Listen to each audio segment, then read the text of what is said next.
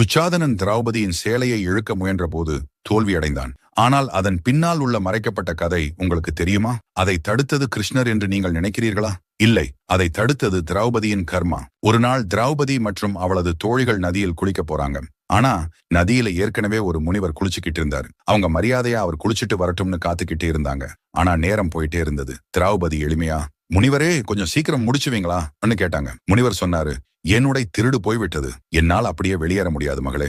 அவள் உடனே தன்னுடைய சாரியிலிருந்து ஒரு துண்டை கிழித்து முனிவருக்கு கொடுக்க முயன்றாள். ஆனா நதியின் ஓட்டம் அதை வேகமாக கொண்டு போய்விட்டது. திரும்பவும் ஒரு துண்டை வீசியாங்க, அதுவும் போயிடுச்சு. சற்றும் யோசிக்காமல் மூன்றாவது தடவையை கிழிக்கும் போது முனிவர் நைசா நிறுத்தி சொன்னார், அது முற்றிலும் தேவையில்லை மகளே. நீ இப்படியே கிழித்துக் கொண்டிருந்தால் நீயே உடையின்றி போவாய். ஏன் இவ்வாறு செய்கிறாய்? உன் தோழிகளிடம் உதவி கேட்கலாம் அல்லவா? மன்னிக்கணும் முனிவரே, அவர்கள் ஏற்கனவே உங்கள் நிலையை கண்டு ஏளனமாக சிரித்துக் கொண்டிருக்கின்றனர். ஏளனம் செய்பவர்களிடம் உதவி கேட்பது நல்ல செயலாகாது என்று கூறினாள். தோழிகள் உடனே சிரிப்பை நிறுத்தினார்கள். மூன்றாவது முறையும் சேலையை கிழித்து வீச அது சரியாக முனிவரிடம் சென்றது.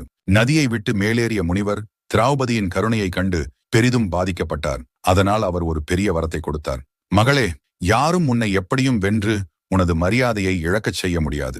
உன்னை களங்கப்படுத்த எவரேனும் நினைத்தால் கூட மண்ணோடு போவார்கள். நான் இறைவனுக்கு கட்டளையிடுகிறேன், எந்த சமயத்திலும் எவரின் துணையும் உனக்கு கிடைக்காமல் போனாலும் இறைவன் தானே முன் நின்று உன்னை காப்பான் என்று கூறி வரத்தை அளித்தார். ஒரு நதிக்கரையில் நடந்த சிறிய சம்பவம் தான் வரலாற்றை மாற்றியது.